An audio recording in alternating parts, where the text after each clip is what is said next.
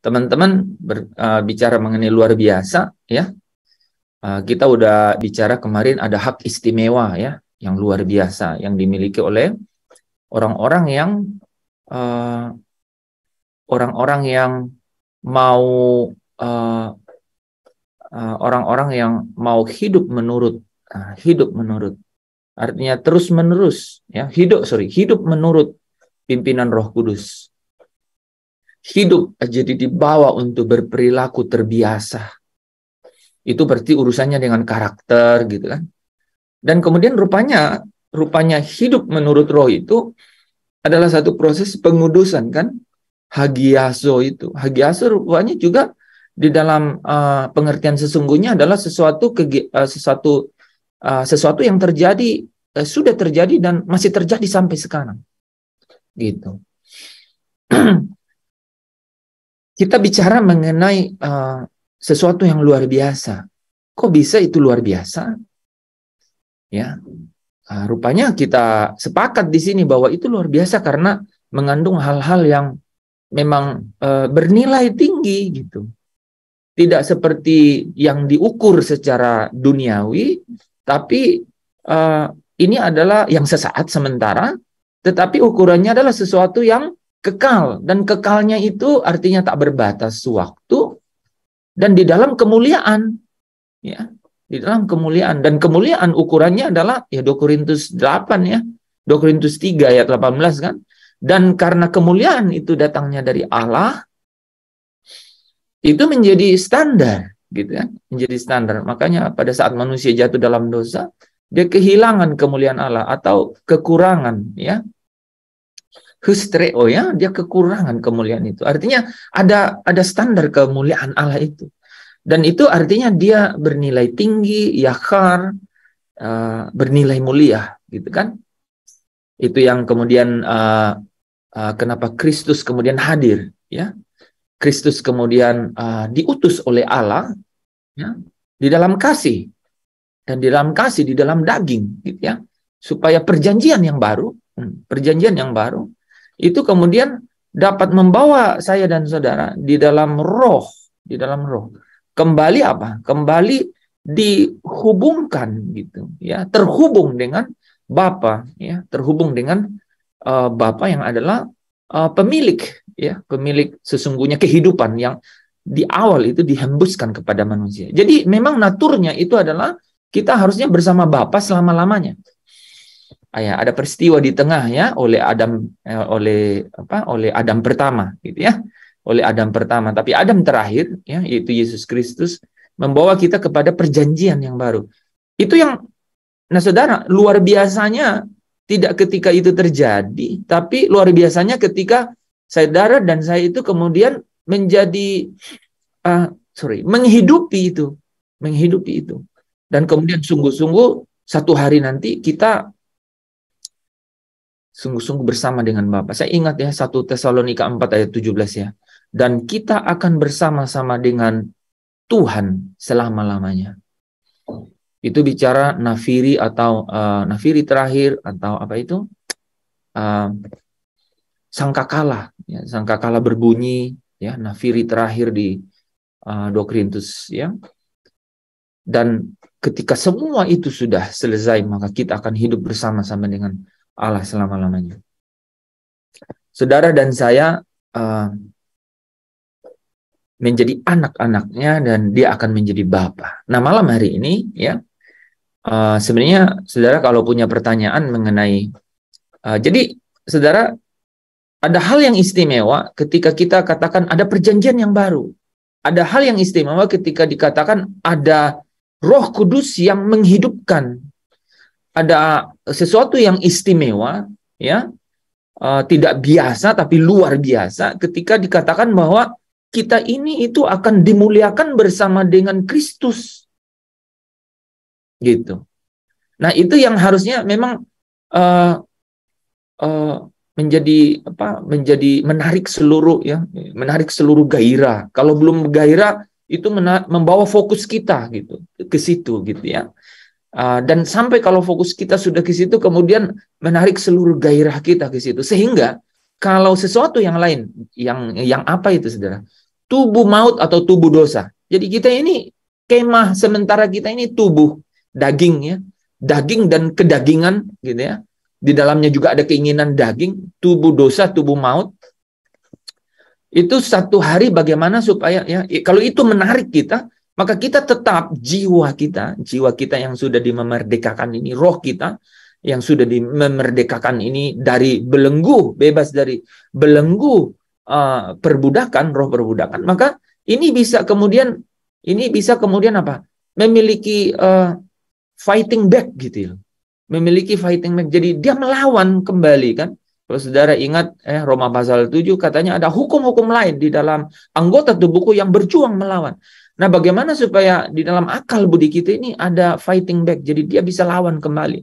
Seperti Yesus berkata, ada tertulis. Ada tertulis. Nah, jiwa kita dalam keadaan seperti itu, termasuk roh kita gitu ya. Oleh jiwa, karena roh tidak bisa makan apa-apa kalau nggak dari jiwa tuh. Gitu ya. Memang di awal saudara ya, di awal kita kemudian Allah memeterai kita dengan roh ketika kita percaya kepada Kristus. Efesus 1 ayat 13-nya. Dan itu artinya kita dipindahkan ke dalam kerajaan Kristus ya. Kolose 1 ayat 20. Dan itu artinya kita itu memiliki roh Kristus. Dan itu artinya kita milik Kristus. Roma 8 ayat 9 kan? Dan itu artinya apa? Ya, Paulus berkata dengan pastoral message kan, berita pengembalaan kepada jemaat-jemaat itu di Roma, katakan kamu tidak lagi hidup mengikuti keinginan daging gitu kan, kamu tidak ikut. Jadi walaupun dia berhadapan kepada orang-orang yang masih dalam daging ya, masih menuruti itu, tapi dia bilang kamu, artinya apa, dia kasih mod pengharapan kepada mereka bahwa kamu sudah merdeka. Dan merdeka itu artinya dua sisi kan, kita bilangnya ada koin dua sisi. Mati untuk dosa dan hidup untuk kebenaran. Bebas untuk memilih tidak ikut keinginan daging dan merdeka untuk mengambil kerelaan hati untuk memilih hidup menurut pimpinan roh kan, atau hidup untuk kebenaran. Ya. Gitu kan. Jadi ini akan memberikan kita sesuatu yang kita rasa pasti istimewa. Ya, kalau misalnya teman-teman kalau jadi sering dengar bisa dilewati. Saya nggak cukup dengan kata-kata itu. Bisa dilewati. Saya orangnya harus agak ofensif gitu ya. Gitu. Makanya saya sering nyanyi Allah yang bela gitu ya. Siapa lawan dia? Terus bait keduanya kan, ku pasti dapat. Lakukan semua gitu. Saya ingin untuk apa ya, untuk overcome gitu. Overcome artinya mengatasi gitu, mengatasi. Dan mengatasinya yaitu tadi akal budi harus melawan gitu. Bahwa ada tertulis firman kebenaran berkata begini. Ya. Manusia tidak hidup hanya dari roti saja, tapi dari setiap firman. Harus bicara begitu gitu ya. Waktu kita bilang, coba Bu Esther kan waktu itu bilang bisa dilewati. Wah, rasanya bisa ringkih juga ya gitu ya. Shaking juga kan bisa dilewati. Tapi pikiran tetap berelasi dengan hal-hal yang kadang membuat gelisah, mengkhawatirkan, ya manusiawi, termasuk saya. Tapi kadang-kadang harus dapat doping tambahan tuh, Bu Esther bilang, ada tertulis. Ada tertulis. Ya, burung di udara dipelihara sampai kadang-kadang keluar-keluar gitu, Bu Esther, terus lihat bener ya. Ini burung nih gua nanam, dia datang makan, dia nggak ngapa-ngapain. Kan gua nanam hidroponik, teman-teman. Burung bisa menjadi pembawa hama lah. Dia datang untuk makanin lah. Kebayang kalau bibit baru tinggi-tinggi 2 cm, dia datang makanin daunnya. Benar-benar ya, usap dada gitu ya. Padahal kita kayak bayi ngeluarin tiap hari. Iya, Bapak pelihara ya. Dia nggak nyimpan dalam lumbung, Bapak pelihara. Bapak bilang, kamu terlebih berharga dari burung gagak katanya. Ya, burung pipit itu. Ya, dia bilang lagi gini ya. Burung pipit itu apa? Seduit 2 ekor. Murah banget dibilang. Seduit 2 ekor. Tapi Bapak tidak izinkan satu helai di rambutmu pun itu katanya jatuh di luar kehendak. Kalau nggak salah gitu ya. Jadi kayak jadi harus memiliki ekstra power. Nah, waktu saya bilang ekstra power, sebenarnya bukan sesuatu yang ekstra sebenarnya. Hanya sesuatu yang kita harus raih gitu. Atau mengambil bagian di dalamnya. Nah, ini semua adalah jaminan. Kemarin kita bicara kan. Jadi Roh Kudus itu adalah jaminan atau tanggungan gitu ya. Atau uang muka gitu ya. Sampai kalau saya lihat terjemahannya itu menarik juga. Membawa kita kepada sesuatu bahwa ada sesuatu yang kemudian ya, ada sesuatu yang hanya bisa kemudian didapatkan ketika kita lunasi gitu. Saudara bisa tangkap tuh kemarin ya, kita jelasin mengenai penebusan itu bicara mengenai releasing after paying ransom. Jadi dirilis atau diterima setelah dibayar loh. Lunas dibayar. Jadi harus ada yang dibayar.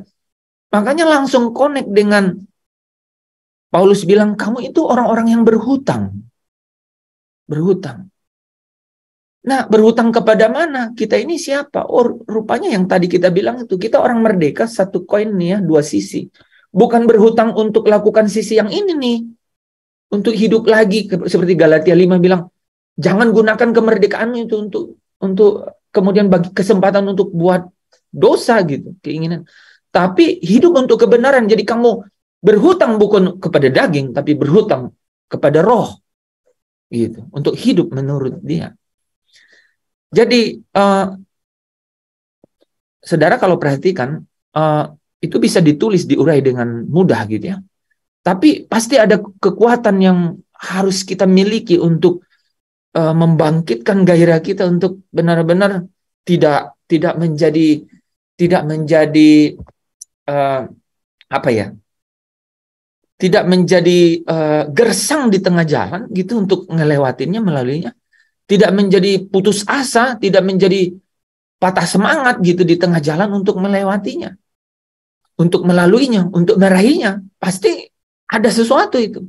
Dan itu yang saya bilang, saudara, ini adalah pekerjaan dari apa, saudara? Dari akal budi kita tuh. Kita yang set akal budi kita ini. Ya. Kita yang benar-benar memposisikan akal budi kita ini harus memiliki mindset seperti apa nih, ya. Nah, makanya saya ingat 1 Petrus 4 kalau nggak salah ayat 1. Ya. Kalau Kristus itu sudah menderita seperti itu, penderitaan jasmania, maka hendaklah engkau mempersenjatai pikiranmu dengan demikian. Supaya kamu tidak berbuat dosa lagi. Artinya yang tadi itu, jangan gunakan kemerdekaan ini untuk kemudian buat dosa. Jadi bagaimana supaya bisa? Pikiran kita itu harus dipersenjatai gitu. Jadi bukan sesuatu yang magis gitu. Ya, bukan sesuatu yang, mohon maaf kan kita kan pengen gitu kan, pengen instan ya. Saya juga mau loh, saya mau. Cuman saya tahu bahwa itu tidak mungkin dan tidak ada karakter yang bisa kemudian dilepaskan gitu. Karakter apapun, saudara. Karakter baik, karakter buruk, itu nggak bisa jadi pelepasan gitu ya. Nggak bisa. Dia melalui suatu proses gitu. Nah, saya ingat itu ya. Kalau Kristus sudah menderita penderitaan banani, gitu katanya, maka kamu pun harus mempersenjatai pikiranmu dengan demikian gitu, supaya kamu tidak berbuat dosa lagi. Ya. Jadi pikiran kita menjadi sesuatu hal yang ini nih. Ya. Nanti saya kira nanti Pak Anton lanjutin di situ ya, bahwa kita benar-benar harus berhati-hati apa yang kita let in our mind kan. 1 Petrus 4 ayat 1 dan 2 ya. Jadi karena Kristus telah menderita penderitaan banani, kamu pun harus juga mempersenjatai dirimu dengan pikiran demikian. Karena barang siapa yang telah menderita penderitaan badani, ia telah berhenti berbuat dosa. Supaya waktu yang sisa jangan kamu pergunakan, bagus banget, menurut keinginan manusia, tetapi menurut keinginan Allah. Bagus banget ya. Oke, menjawab ya saudara ya. Jadi di bagian terakhir itu memberikan persis sama yang kita katakan ya, mati untuk dosa, artinya tidak ikut keinginan daging, tapi hidup untuk kebenaran, artinya ikuti kehendak Allah. Caranya adalah mempersenjatai pikiran bahwa kita, ya, dengan pikiran demikian. Nah, menderita, saudara. Ya, artinya memang sesuatu yang kita harus jalani, ya. Kamu dipanggil bukan hanya untuk percaya, ya, Filipi 1:29, tapi untuk menderita. Ada satu ayat lagi yang lebih hebat dari itu. Saya lupa, tapi ya, kamu dipanggil bukan hanya untuk percaya, tapi untuk menderita. Nah, saudara, ketika kita bilang hak istimewa, terus kita melihat hal-hal di sekitar kita, ya, kita deal dengan satu kata malam hari ini, ya, yaitu menderita, saudara. Jadi kita itu bisa deal dengan situasi di sekeliling kita kalau kita tahu bahwa cara dealnya itu adalah menderita. Ya, sama seperti Kristus menderita, ya. Ini ya, 2 Timotius, memang setiap orang yang mau hidup beribadah dalam Kristus akan menderita aniaya. Ada satu lagi, saya lupa ayatnya. Kalau nggak salah di Petrus juga, ya. Nah, jadi coba saudara, ya, kalau di luar kata itu, kita nggak bisa deal dengan situasi sekarang loh, ya. Nah, sekarang ya mungkin nanti kita akan bahas tuh. Ini menderita itu apa, ya? Ada beberapa, ya, penjelasan gitu, ya. Menderita di sini apa? Nah, tetapi yang saya pernah jelaskan kepada kita semua bahwa sebenarnya yang dimaksudkan menderita di sini itu ya adalah yang paling utama adalah benar-benar kita ini, ya, menyangkal diri, artinya diri kita itu sebenarnya maunya ikut tuh keinginan daging. Dipuaskan kesenangannya, itu kesenangannya tersimpan dalam daging. Jadi kalau kita menyangkal, tidak, itulah derita kita sesungguhnya.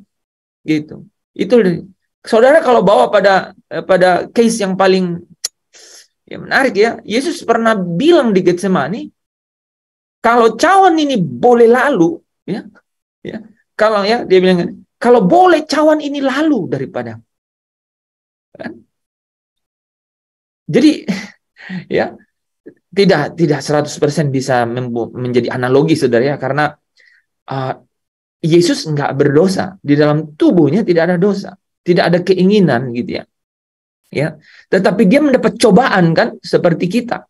Jadi Yesus itu menderita, ya, itu karena dia dicobai, ya. Kebenaran firman, karena dia dicobai, deritanya itu karena dia dicobai, saudara, ya. Nah, dan hal yang lain bahwa dia itu menderita karena memang, ya, saudara, ya, karena dia dibuat berdosa, ya. Jadi kalau, nah, ini sudah dapat ayatnya, ya. 1 Petrus 4 ayat 13 itu apa, ya? Bisa di notes di situ, 1 Petrus 4 ayat 13. Ya, jadi saya lanjut, ya, saudara, ya. Jadi pada saat kita dikatakan kita mempersenjatai pikiran kita dengan penderitaan, itu adalah apa, saudara?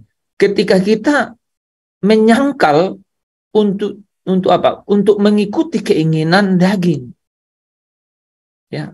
Dan terasa derita itu, ya, dan kita memutuskan untuk hidup dalam pimpinan Roh, hidup dalam kehendak Allah, hidup dalam apa yang menjadi kesukaan Allah, menjadi kesukaan Bapa. Nah, ada satu kata, kan, yang kemudian menjembatani kita mengenai semua ini, yaitu karena apa, saudara? Karena kita itu disebut anak, ya. Jadi di dalam perjanjian yang baru itu, ya, nubuatan kepada Yeremia itu, ya, yang dituliskan kembali di dalam Ibrani 8, itu adalah bahwa supaya Allah itu menjadi Bapa dan kita umatnya itu menjadi anak. Jadi ini yang menjadi akhir atau menjadi fokus dari perjanjian yang baru itu. Sehingga ketika kita bersama-sama dengan dia selama-lamanya di dalam kerajaannya, kerajaan Bapa, itu adalah dia menjadi Bapa kita dan kita anak. Dan itu, saudara, ya, itu sejak dari bumi ini, yaitu sejak kita dimeterai dengan Roh Kudus, ya, maka Roh Kristus itu ada di dalam kita, ya. Kita itu menjadi milik Kristus, dan itu artinya, saudaranya, itu artinya ketika Roh Kristus itu ada dalam kita. Galatia 4 ayat 6 katakan apa? Kalau kamu adalah anak, maka Allah menyuruh roh anaknya itu untuk berdiam di dalam kamu. Jadi hak istimewa, ya, hak istimewa yang luar biasa itu adalah kita menjadi anak. Salah satu saudara, gairah yang bisa membawa kita untuk masuk ke dalam pengudusan kita, ya, masuk di dalam proses kita hidup menurut Roh, mengikuti keinginan Roh, hidup untuk mempersenjatai pikiran kita dengan persenjataan demikian, yaitu menderita, ya, menderita seperti Kristus menderita. Itu adalah kita tahu bahwa kita itu anak. Kita itu adalah anak Allah, ya. Jadi kalau kita itu anak, maka watak kita juga harus, karakter kita juga memang dari hari ke hari harus disetting jadi anak. Karena kalau enggak, wah, ya rasanya berat gitu, ya, menjalaninya pasti berat, ya, karena kita itu melekat pada tubuh yang fana ini, ya. Nah, malam hari ini saya ingin membawa kita kepada dua hak istimewa, ya, setelah pertama kita bahas kemarin, yaitu menjadi anak Allah dan dimuliakan bersama-sama dengan Kristus. Menjadi anak Allah dan dimuliakan bersama-sama dengan Kristus. Saudara, kita kemarin sudah membahas nih bahwa sebenarnya hal yang terbesar yang kita dapatkan itu adalah kita itu mendapat hubungan kembali, ya, mendapat hubungan kembali dengan Bapa di surga. Nah, sebelum kita lanjut, ya, teman-teman ada yang mau sharing mengenai hubungan seperti apa? Hubungan seperti apa yang saudara hayati atau sadari itu sungguh-sungguh saudara miliki dengan Allah?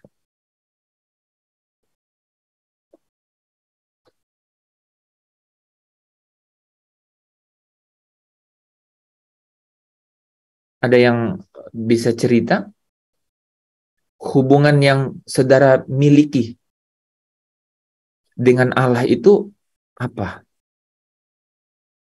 Mulai dari yang sederhana. Pak, kalau saya dalam keadaan seperti ini, saya memanggil namanya, saya rasakan dia tidak jauh, dia ada bersama saya. Misalnya begitu.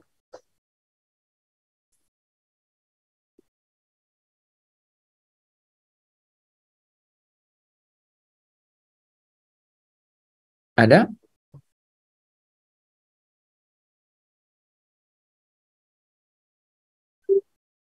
Ya, bagaimana itu hubungan seperti seorang ayah dari Grace, ya?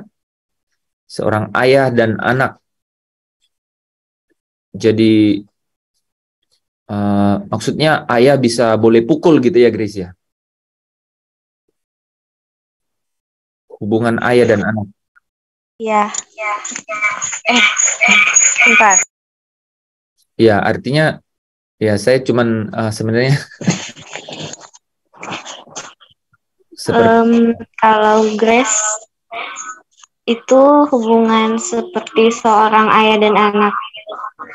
Kalau misalnya kadang kayak lagi bingung sama langkah yang apa yang harus diambil, atau kayak lagi menemui suatu kesusahan, biasanya curhatnya ke papa gitu.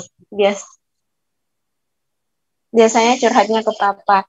Nah, sama halnya kalau misalnya ke Bapak kita yang di surga, lebih ke kadang menemui permasalahan di titik yang mungkin Grace ambil contohnya pada saat sekarang tuh lagi mengerjakan tesis ya. Kadang ketemu jalan buntu yang udah diulang berkali-kali pun atau dicoba berkali-kali pun tetap aja nggak berhasil. Padahal kalau orang lain yang melakukan kok bisa gitu. Tapi ketika dicoba lagi, kenapa tidak bisa? Nah, ketika mengalami keputusasaan, kadang satu-satunya hal yang Grace lakukan yaitu Tuhan saya sudah berpasrah. Ini langkah yang saya ambil sudah seperti ini. Saya sudah mengikuti yang seperti. Jadi bukan mengikuti seperti orang, tapi meyakini bahwa pekerjaan itu yang saya lakukan sudah benar dan ketika hasilnya apapun itu ada maksud yang ingin Tuhan sampaikan ke saya bahwa sebelum kamu berhasil melakukan ini, kamu harus paham tentang ini. Nah, sama seperti seorang ayah mengajari anaknya bahwa ketika masih bayi dulu, kita mau berjalan pun kayak dituntun dulu, kamu harus diajari dulu langkahnya, bagaimana berdiri, bagaimana melangkah, bagaimana menyeimbangkan tubuh. Begitu juga hubungan yang saya pribadi bangun dengan Bapa di surga. Nah, mungkin itu dari Grace. Oke, Grace. Ada yang lain?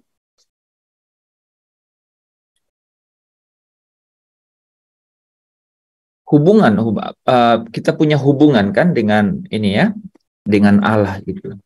Oke, kalau gitu kita coba ini ya, kita coba masuk materi ya.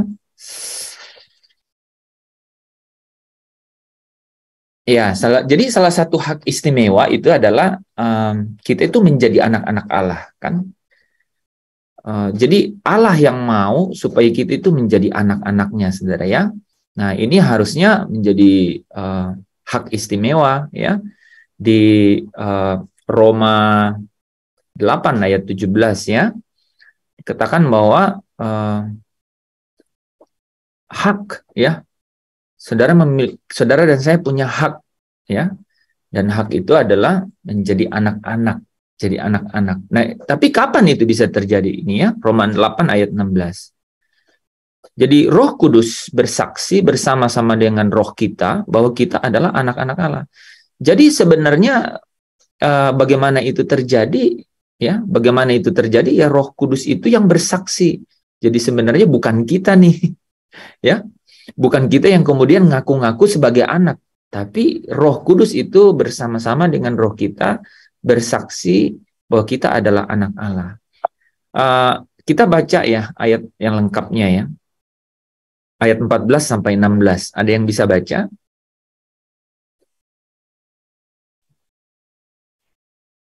Roma 8 ayat 14 sampai 16. Semua orang yang dipimpin roh Allah adalah anak Allah. Sebab kamu tidak menerima roh perbudakan yang membuat kamu menjadi takut lagi, tetapi kamu telah menerima roh yang menjadikan kamu anak Allah. Oleh roh itu kita berseru, ya Aba, ya Bapa. Roh itu bersaksi bersama-sama dengan roh kita bahwa kita adalah anak-anak Allah. Amin. Teman-teman bisa lihat di sini ya, ini penting sekali loh ya. Saya kan sering dengar orang nih, saudara ya, sering dengar orang dalam keadaan yang benar-benar lemah gitu ya, secara rohani ya, dan kita tidak pungkiri bahwa ada keadaan-keadaan yang membuat kita seperti itu, bisa penyakit ya, bisa keadaan kelemahan tubuh yang maksudnya tidak berujung gitu ya, belum ada jawaban gitu ya, atau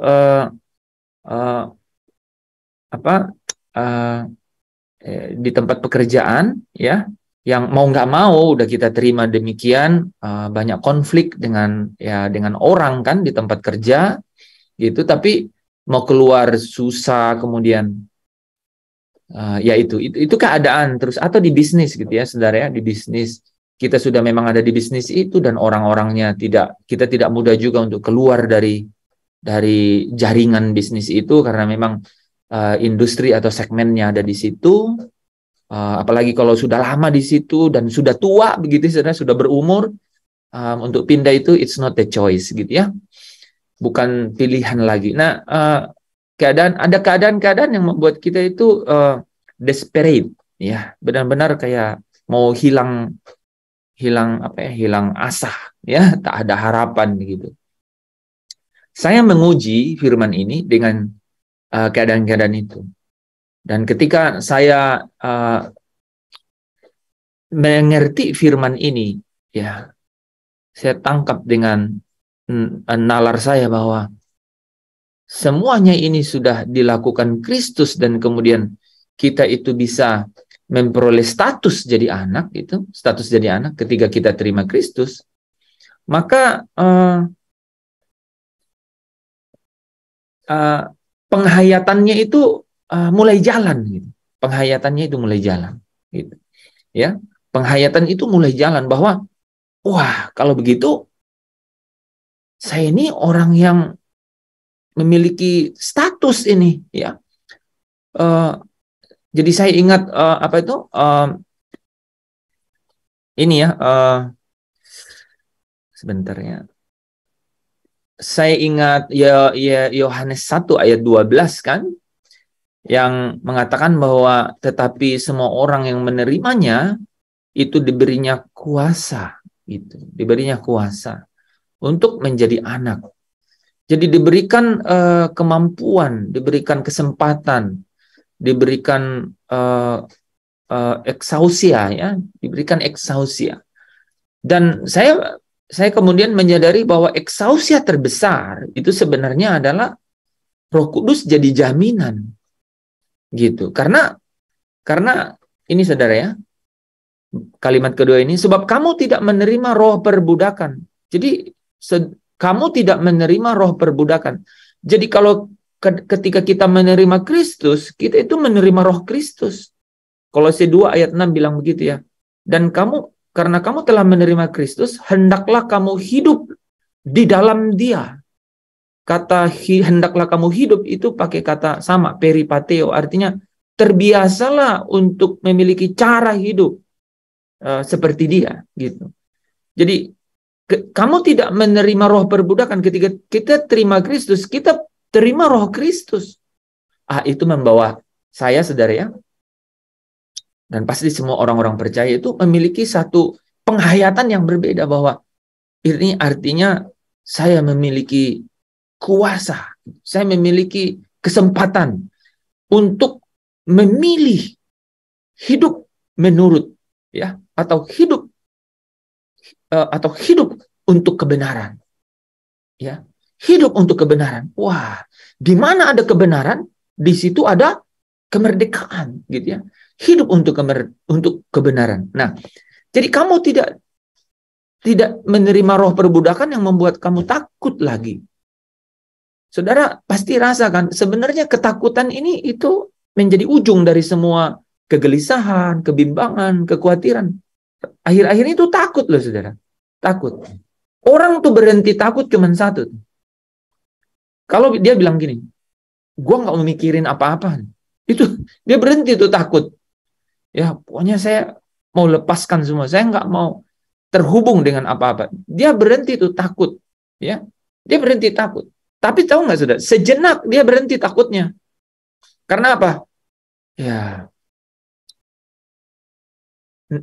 kodrat dunia ini, gitu ya, kodratnya dunia ini itu apa? Itu akan tetap berlangsung. Kita suka nggak suka, dia akan berlangsung. Bahwa apa? Dunia ini sedang lenyap dengan segala keinginannya dan berakhir pada satu saat nanti, yaitu apa? Dia akan hancur pada hari Tuhan. Satu, kedua, tubuh kita ini, gitu ya, manusia itu hidup sekali dan kemudian harus mati. Harus mati. Jadi kita bisa saja gitu ya, kita bisa saja kemudian escape ya, jadi keluar dari berhenti memikirkan mengenai kegelisahan, kebimbangan gitu ya, kekhawatiran sehingga tidak takut gitu ya. Tapi apa? Kan kita tetap makan nih, besok makan. Metabolismenya tetap muter gitu. Jadi bukan solusi kalau kita bilang, oh kita mau berhenti untuk mikirin itu. Karena dia tidak bisa berhenti. Jadi satu-satunya solusi itu adalah memiliki sesuatu yang lain yang dapat kemudian yang tadi itu ya.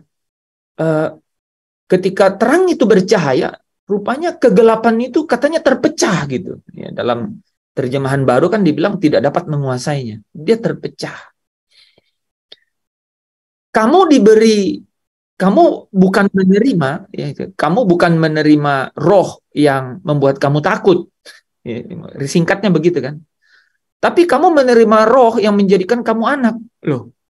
Bukan dia bilang, tapi kamu menerima roh yang tidak membuat kamu takut. Enggak. Dia bilang, kamu menerima roh yang menjadikan kamu anak. Artinya apa? Kalau kita ini anak, ya, kita bisa terhubung, ya. Kita memiliki hubungan, dalam hubungannya yaitu kita bisa panggil dia ya Abah ya Bapa. Ya, ya Abah ya Bapa. Itu artinya hubungan ini yang menjadi lawannya dong. Gitu. Hubungan ini akan memberikan kita kekuatan. Hubungan ini yang bisa meng-counter back atau men-fight back situasi-situasi itu. Ya tadi Grace ceritakan, rupanya kalau dia dalam masalah, oh dia curhat. Gitu, dia curhat. Sejauh itu dia curhat. Jadi kita tidak bisa datang kepada Bapa. Roh Allah ini membantu kita dalam kelemahan kita, bahkan dalam keadaan-keadaan, situasi-situasi yang tidak terucapkan kita datang kepada Tuhan. Dalam konflik apapun ya, kelemahan tubuh, konflik di pekerjaan, konflik dalam marketplace, dalam bisnis, bahkan di dalam keluarga, kita datang kepada Dia kan. Kita bilang, aku punya jalan keluar. Itu aku anakmu dan engkau Bapakku. Engkau Bapakku yang baik. Dia adalah Bapa dan kita itu anak. Nah, saudara, anak ya, anak saudara, bayi itu anak juga ya. Seorang yang sudah berumur gitu ya, punya anak, punya cucu, tetap anak walaupun udah punya cucu. Jadi artinya dia beranjak.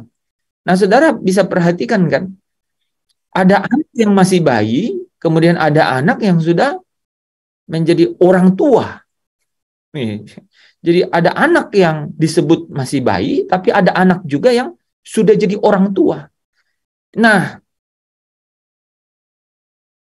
itu gambaran kepada kita bahwa menghadapi masalah-masalah di dalam hidup ini, keadaan-keadaan di dunia ini, sekalipun dunia ini akan berlalu, tapi kita harus deal sementara kita masih ada di sini.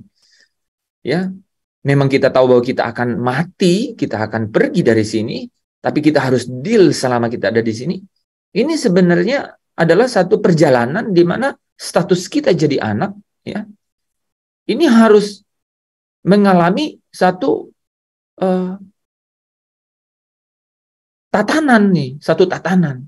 Ya, satu tatanan, dan tatanan ini harus meningkat ke arah kemuliaan, ya, ke arah kemuliaan. Jadi anak yang anak yang masih bayi ini ya, dia mungkin mudah untuk merengek gitu ya, untuk kemudian meminta pertolongan gitu.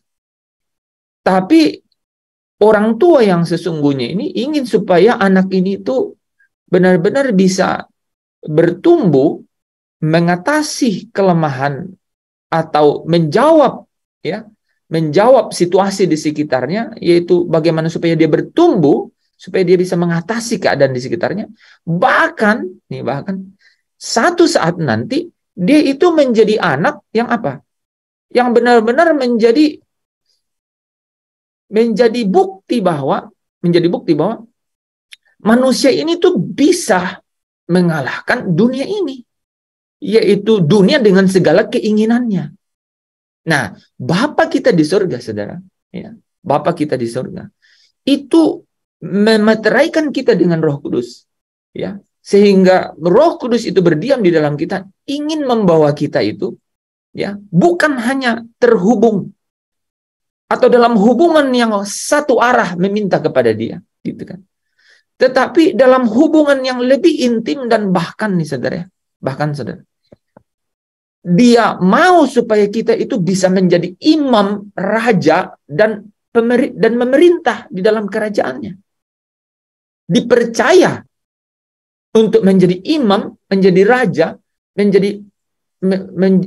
untuk menjadi memerintah ya di dalam kerajaannya. Hubungan ini ya. Jadi kalau kita katakan kita mendapat hak istimewa ya saudara ya. Jadi anak dengan cara Roh Kudus ini ya berdiam di dalam kita gitu ya. Maka sesungguhnya ini untuk membawa kita di dalam hubungan ya, hubungan dengan dia menjadi anak. Tapi anak yang benar-benar satu hari nanti bisa dipercaya. Dan itu bicara mengenai apa saudara? Kita dipimpin seperti murid. Gitu. Ya, ini ya. Jadi menjadi murid Kristus itu, itu ujungnya itu sebenarnya menjadi anak yang kemudian satu hari nanti ya dapat menjadi raja, menjadi imam ya, menjadi memerintah di dalam kerajaannya. Pasti punya kualitas gitu. Kualitas yang kualitas ya. Kualitas apa? Kualitas yang bernilai tinggi, kualitas yang mulia gitu ya. Nah, itu bagaimana kita mengerti? Dari pimpinan Roh Allah. Seorang pelancong yang bepergian dipimpin oleh pemandu ya. Prajurit menunaikan tugas pimpinannya. Saudara, mereka tidak disuruh-suruh, didorong-dorong seperti robot begitu ya, saudara ya, yang tidak mempertimbangkan sesuatu, ya. Tetapi mereka itu dengan kasih, kan, ya, dengan kasih, ya. Mereka itu Yesus katakan, pikulah kuk yang kuberikan, gitu ya, dan belajarlah daripadaku karena apa? Aku ini rendah hati dan lemah lembut, ya. Belajarlah daripadaku. Jadi anak, saudara ya, anak itu hak istimewa jadi anak itu bukan status yang kemudian berhenti. Dan kalau demikian apa saudara? Harusnya ya memang status ini semakin hari di dalam proses dia dikuduskan, artinya dipimpin oleh Roh di dalam kebenaran sehingga kebenaran ini menguduskan dia, maka dia semakin apa saudara? Dia semakin memiliki nilai tinggi. Nah, ini yang disebut di 2 Korintus 3 ayat 18, semakin serupa dengan gambarnya, dengan gambar Kristus. Ya, di dalam kemuliaan yang semakin besar. Saudara tahu nggak? Gambaran ini tuh bukan gambaran nanti, bukan. Bukan gambaran nanti, saudara ya. Bukan gambaran nanti, kemudian nanti baru semuanya ini terjadi. Enggak. Sejak di dunia ini, sekarang ini. Kita mencerminkan kemuliaan ketika kemuliaan saudara dan saya semakin besar. Artinya ketika saudara semakin serupa dengan karakter atau habits kebiasaannya Kristus. Saudara bisa bilang, manusia bukan hanya hidup dari roti saja. Sekalipun saudaranya, saudara tahu nggak, rupanya waktu itu jadikanlah batu ini jadi roti. Gitu ya. Rupanya ada latar belakang cerita bahwa roti-roti yang di sana itu dalam konteks waktu itu adalah mirip batu gitu ya. Mungkin saudara yang sering ke restoran besar masih lihat ya, roti-roti yang gede gitu ya, yang kita mau makan aja kayak batu sih gitu ya, besar dan bentuknya juga nggak menarik kan gitu ya. Dan kalau saudara pegang kasar seperti batu. Ya. Jadi itu perumpamaan itu punya konteks saudara ya, bukan dari batu ya. Saya menarik ya, sampai seperti tidak memberikan kalajengking katanya ya kepada anaknya. Ya. Itu karena waktu itu kalajengking itu katanya kalau dia melilit itu ya mirip dengan telur gitu. Jadi mirip. Jadi itu semua ada konteksnya, tapi yang mau disampaikan adalah bahwa ketika saudara mendengar bahwa anak manusia ya, burung punya sarang ya, serigala punya liang, tapi anak manusia tidak punya tempat untuk membaringkan kepala. Itu pasti ada pada satu tatanan, ya, kemuliaan yang tertentu, ya, tertentu kan. Nah, saudara, ketika kita dibilang kita memiliki hak istimewa sebagai anak, itu diawali dengan apa? Kita memiliki status bahwa kita menerima bukan roh ketakutan, tapi apa? Roh sebagai anak. Artinya apa? Anak ini menerima kasih yang luar biasa daripada bapaknya. Perhatikan di sini, saudara ya. Anak ini menerima yang dia terima dari orang tua atau bapaknya ini sebenarnya kasih, saudara. Jadi ketika kasih itu sempurna, maka ketakutan itu lenyap. Saya bisa tangkap nggak, ya? Message kebenaran itu. Jadi kamu tidak dikasih, ya, tidak menerima roh yang membuat kamu takut lagi, tapi kamu berhubungan dengan kamu anak, di mana bapamu adalah bapa yang penuh kasih itu. Ketika hubunganmu ini semakin kamu menikmati kasih itu, dan kasih itu semakin memiliki karakternya, kasih itu memiliki karakternya, maksudnya karakter kasih bapa, ya, kasih bapa.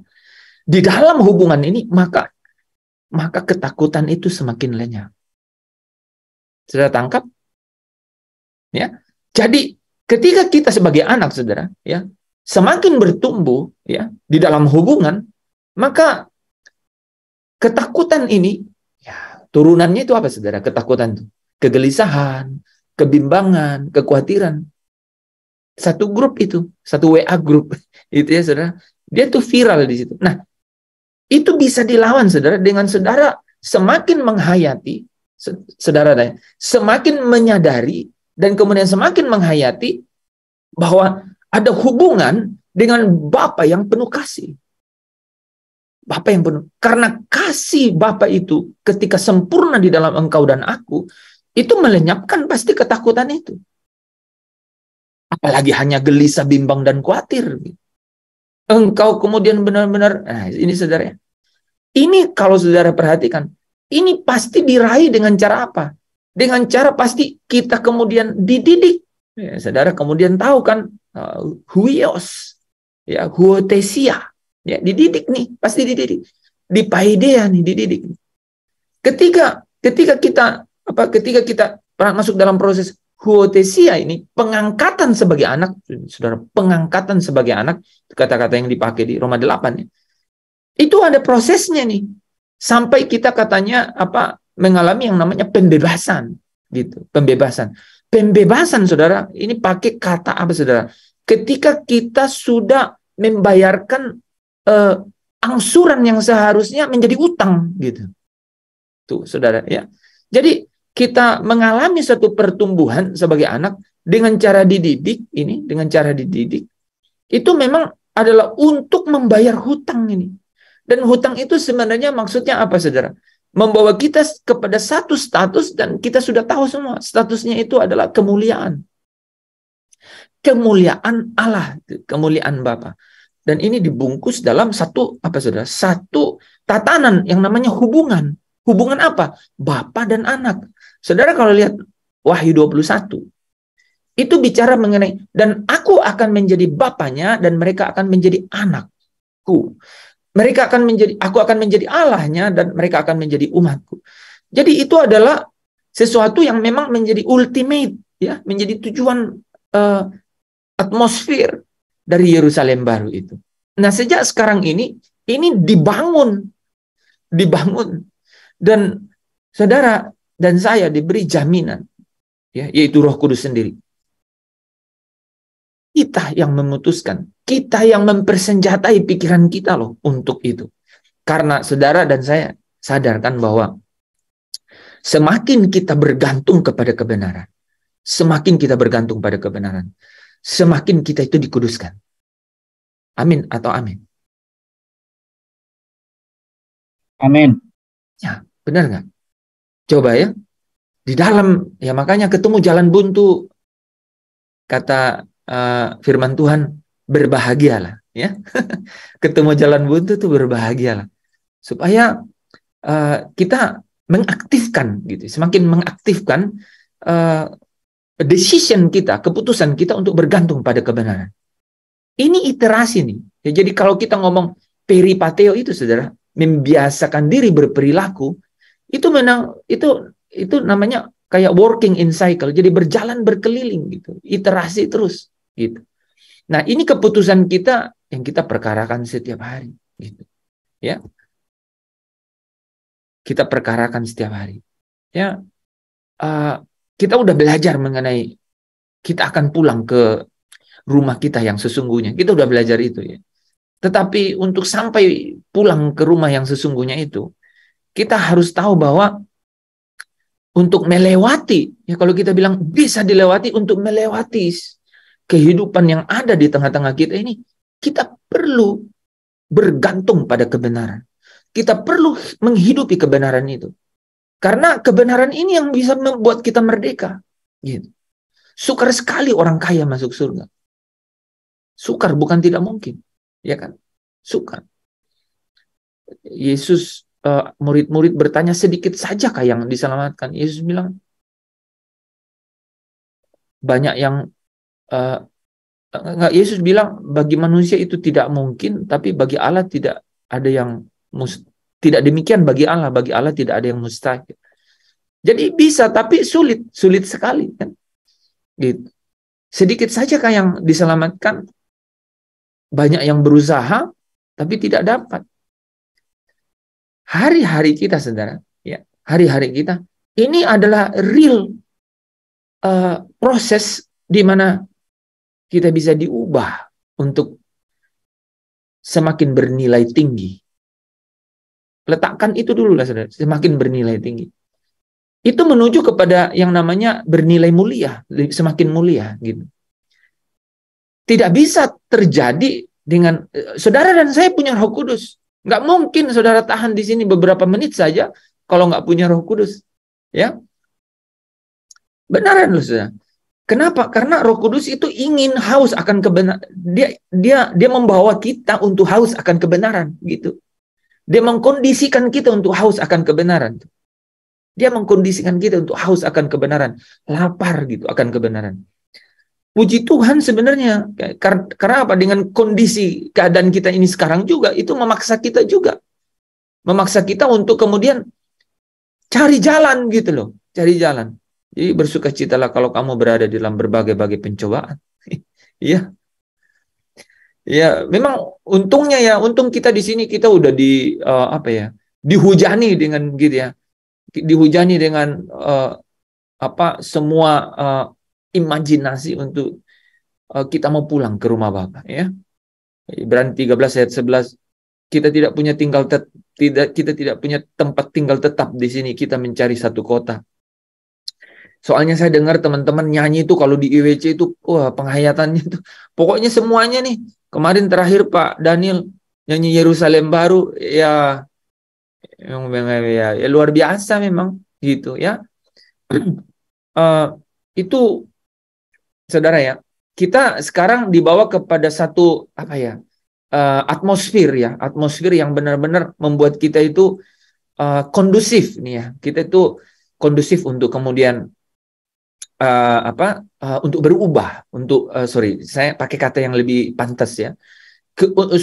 Kondusif untuk apa? Untuk kita memiliki nilai yang lebih mulia, gitu, lebih mulia, lebih tinggi. Nah, saudara, kita berhutang supaya kita dapat memiliki nilai yang lebih mulia di dalam perjalanan sebagai anak Allah. Jadi hak istimewa ini kita berhutang untuk itu, ya. Nah, makanya saudara, hal yang paling penting adalah itu bisa dilihat dari karakter kita. Karakter itu akan memberikan kesaksian, saudara. Ini kata-kata ini menarik ya, saudara ya. Jadi kalau saudara dan saya bilang, aku punya hubungan, ya, dia jadi bapakku dan aku jadi anaknya. Saya sudah jelaskan bahwa ada anak yang bayi dan ada anak yang sudah jadi orang tua, gitu ya. Saudara, karakter itu jadi kesaksian mengenai hubungan itu. Saya ulang ya, saudara ya. Karakter kita itu menjadi kesaksian tentang hubungan itu. Sejauh apa nih kita jadi anak? Nilai kemuliaan kita itu seperti apa? Ya.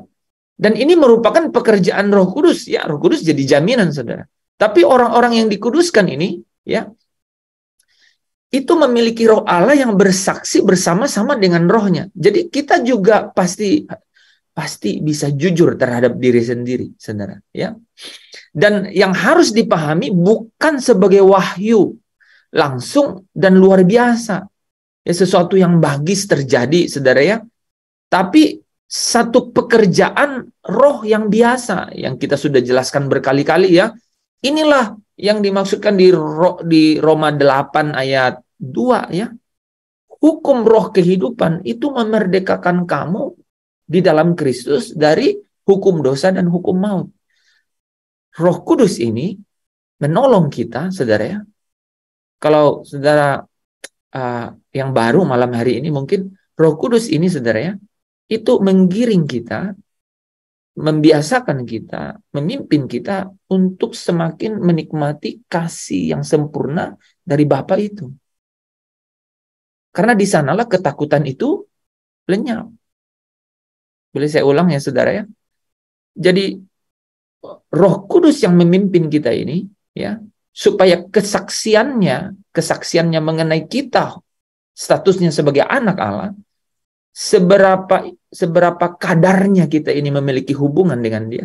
Itu Roh Kudus ini menggiring kita, ya, membiasakan kita untuk berperilaku dan memimpin kita untuk seirama dengan kehendak Allah atau Roh Allah ini, itu supaya di dalam apa? Di dalam kasih yang semakin sempurna. Supaya saya dan saudara, ya, memiliki kasih itu dengan sempurna dan ketakutan itu lenyap, dikatakannya, ya. Jadi ini adalah pekerjaan, ya, yang Roh Kudus, ya, lakukan di dalam diri kita. Nah, tentu saja melalui kebenaran, ya, ya. Ini, saudara, ya, di dalam penghiburan untuk mengatakan damai kepada jiwa, dia pasti selalu mulai dengan itu. Saudara pasti selalu senang yang dengan ini, kan, gitu, ya. Dia memiliki penghiburan dan mengatakan damai itu kepada jiwa, kan. Makanya kita hanya dekat Allahku, penghiburan, ya, benar nggak? Rasa, ya, penghiburan, gitu. Dia selalu bawa kita dulu kepada posisi status yang benar-benar menguatkan kita, gitu. Tapi kemudian selanjutnya dia tidak berhenti, karena dia tahu bahwa dia jadi jaminan, dia jadi tanggungan untuk apa? Sampai kita memperoleh seluruhnya, yaitu pembebasan kita menjadi milik Allah, ya, Efesus 1 ayat 14. Dan itu artinya apa, saudara? Kita dididik, ya. Dan di dalam didikan yang menggiring mereka, menggiring anak-anak Allah itu untuk hidup bagi kebenaran, gitu, ya. Dan kesaksian ini pasti selalu, ini, saudara, selalu bicara mengenai firman yang tertulis, ya, saudara. Firman yang tertulis, ya, Yohanes 17 ayat 17, ya. Jadi firman-Mu itulah kebenaran yang benar-benar menguduskan, ya. Dan oleh sebab itu selalu berdasar pada pengudusan, saudara bisa lihatnya. Jadi kesaksian yang menjadi, ya, ini, ya, saudara, ya. Jadi karakter saudara, ya, itu adalah kesaksian mengenai hubungan dengan Allah. Karakter saudara dan saya jadi anak itu adalah kesaksian, ya.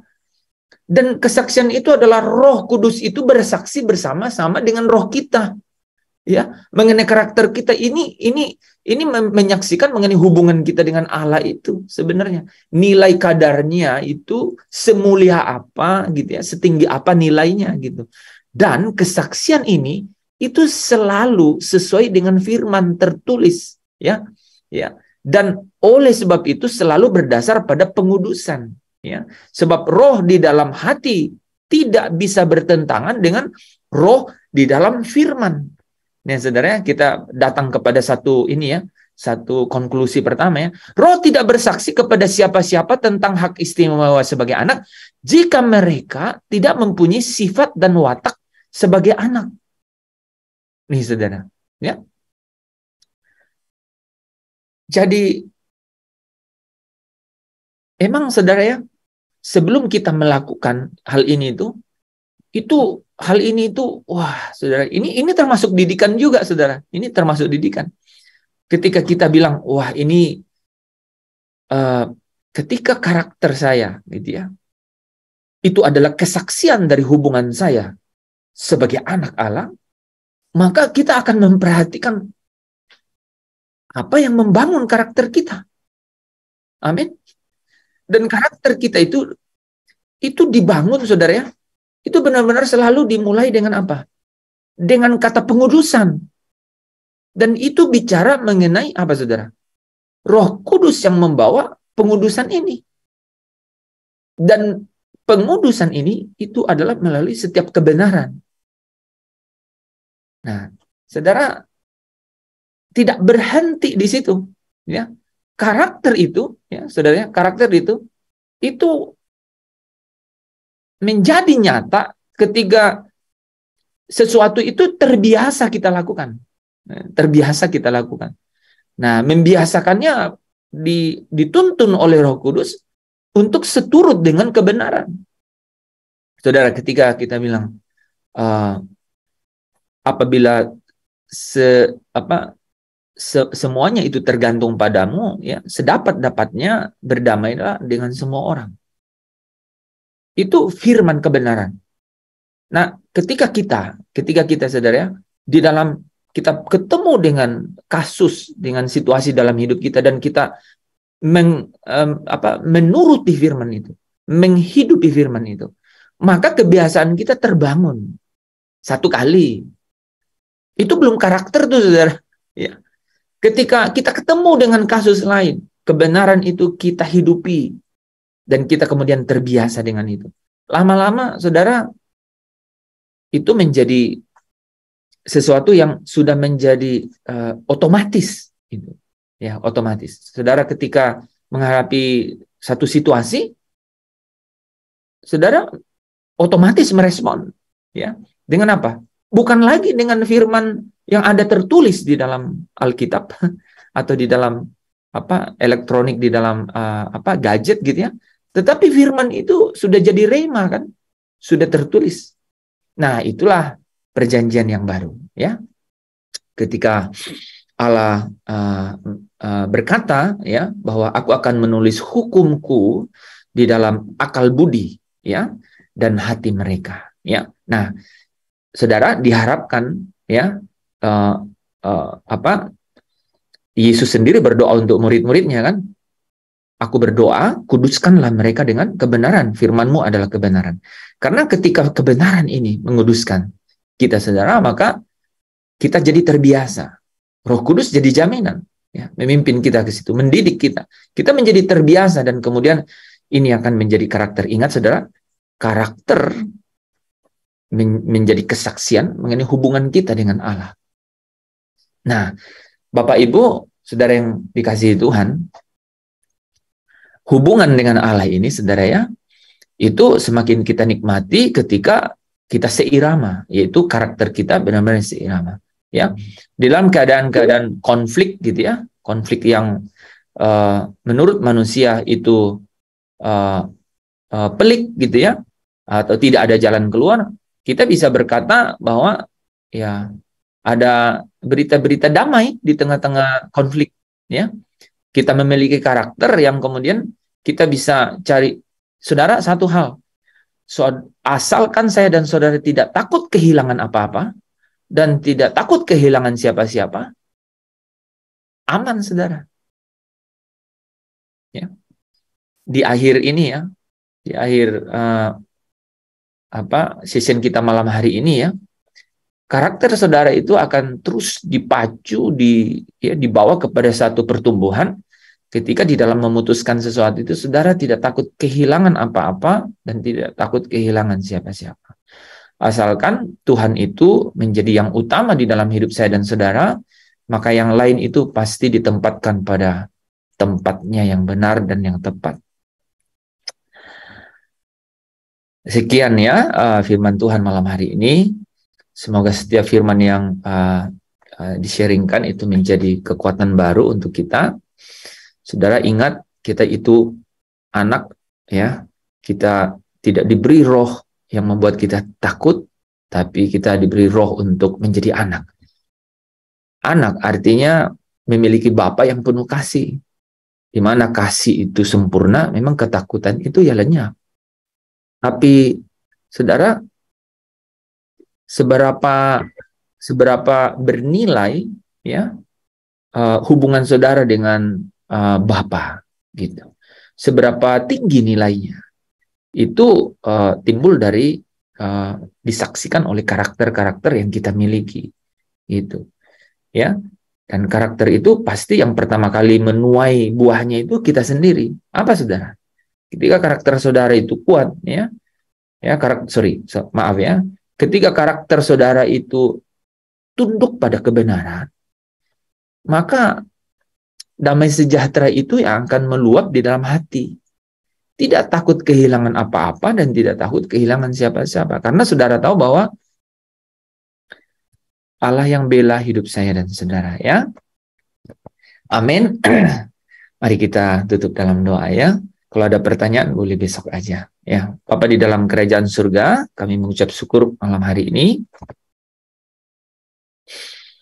Memang Tuhan, ketika kami berkata bahwa hanya Engkau yang kami miliki dan hanya Engkau lah satu-satunya yang menjadi utama dalam hidup kami tidak tahu alasannya bagaimana, tapi roh seluruh batin kami itu bisa menikmati kelegaan yang luar biasa. Dan memang Tuhan, ada pikiran-pikiran yang kemudian muncul, yang membuat analisa-analisa, perhitungan-perhitungan, tetapi syukur kepada Allah di dalam Kristus Yesus, karena kami juga dipimpin oleh roh Allah sendiri yang berdiam dalam kami, rohmu sendiri. Dia akan menuntun kami untuk boleh bagaimana merespon, sehingga bukan hasil dari setiap proses itu, tetapi nilai mulia apa di dalam diri kami yang benar-benar dihargai oleh Tuhan, yang kami dapatkan dari setiap proses itu. Karena kami tahu bahwa Engkau benar-benar menilai setiap hasil-hasil itu. Itulah yang Engkau maksudkan, perbuatan-perbuatan yang akan membuat kami istirahat dari perbuatan. Itu yang Kau katakan, perbuatan-perbuatan ini yang menjadi jubah yang berwarna putih berkilau-kilau. Itu ketika kami membangun satu kehidupan yang tunduk pada kebenaran, yang menghidupi, menghayati kebenaran, yang kemudian melepaskan kami dari belenggu-belenggu ketakutan, kekhawatiran, kegelisahan.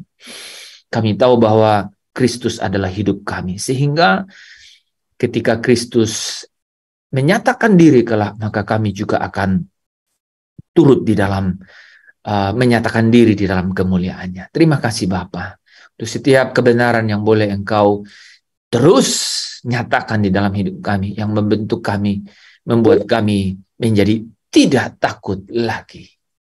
Bapa, terima kasih. Kami datang dengan berkat-Mu, kami mau pulang dengan berkat.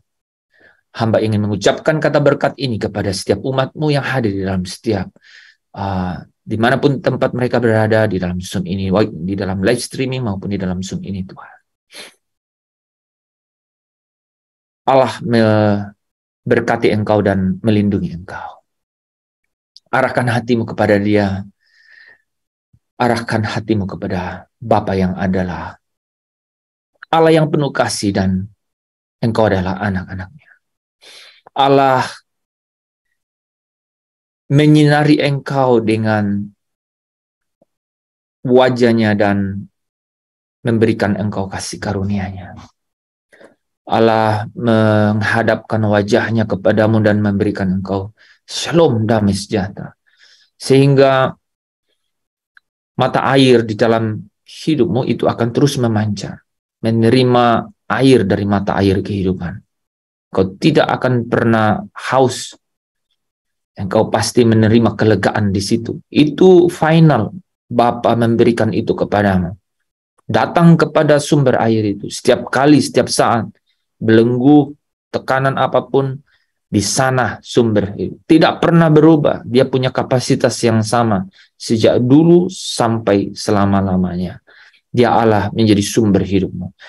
Dan saudaraku, di dalam persekutuan dengan Allah Roh Kudus, Dia mengutus rohnya untuk berdiam di dalam engkau dan saya. Dia akan menghibur di dalam setiap pertumbuhan karakter yang kita lewati, setiap kebenaran yang kita harus hidupi dalam setiap perjalanan kita menjadi anaknya. Dia akan menghibur kita bahwa Dia selalu ada. Bahkan hal-hal yang tidak terucapkan, keluhan-keluhan, Dia Allah menyelidiki batin dan akan mengerti apa yang dimaksudkan roh yang ada di dalam engkau dan saya itu. Bapa, terima kasih. Ini berkat bagimu. Dari hari ini, bahkan sampai Maranatha, sampai saudara dan saya sungguh-sungguh menerima seluruhnya, yaitu penebusan engkau dan saya menjadi milik Allah. Ketika engkau dan saya berjumpa dengan Dia di dalam perjamuan kawin anak domba, hidup selama-lamanya bersama dengan Bapa. Engkau yang diberkati, engkau yang menerima pemulihan, engkau yang disembuhkan. Bersama dengan saya katakan, haleluya, amin. Amin. Amin. Amin. Haleluya, amin. Ku angkat Tangan kebanyakan semua beban hidupku padanya. Ku angkat tanganku menyerahkan. Ku tak pasti Dia bukan